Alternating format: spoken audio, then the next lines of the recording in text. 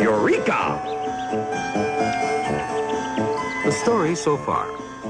There are only two basic machines, the inclined plane and the lever. All other machines are variations of these. A screw is simply a twisted inclined plane. A wheel is simply a circular lever whose fulcrum has become an axle. And now, the pulley. The pail of water that Jack and Jill had to fetch was not on top of the hill at all. It was actually at the bottom of a well. Unfortunately, it was too heavy for either of them to pull up. What they needed was a simple machine to give them a mechanical advantage. No, the inclined plane doesn't help. Nor does the lever. Nor the screw. What other sorts of machine are there? Ah, yes, the wheel. But what's Jill doing with it? She is arranging the wheel so that it will revolve on an axle stuck in that post. Very good. Jill's just rediscovered another sort of simple machine. A wheel that instead of being all of a piece with its axle, can revolve freely around an axle. Since this type of wheel is used mainly for pulling things, it's called a pulley. And Jill can hitch the rope around it and use it to pull. No, Jack can use it to try to pull the pail of water up. That's funny.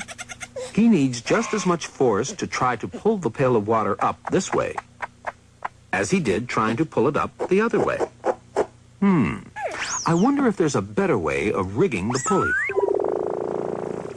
Amazing. How did Jill manage it? Both she and Jack only had one pulley to work with, and yet Jill was able to pull up the pail with half the force that Jack needed. Well, when a pulley is set up like this, it's called a single fixed pulley. All it does is change the direction of your pull, but it doesn't reduce the force you need.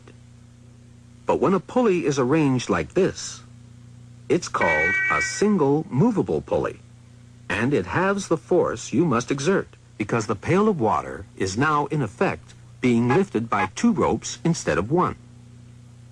It's as if two people were lifting the pail, and it looks as if we're getting something for nothing again, doesn't it?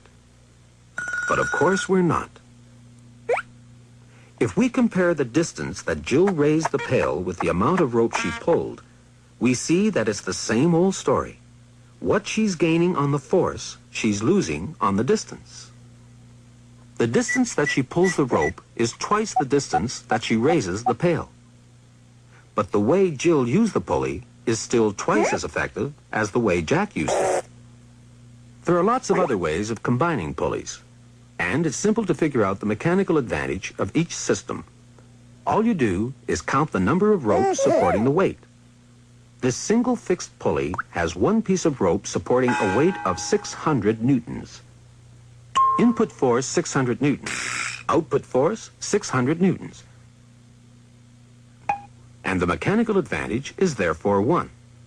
There isn't any mechanical advantage, in other words. This single movable pulley has two ropes supporting the weight.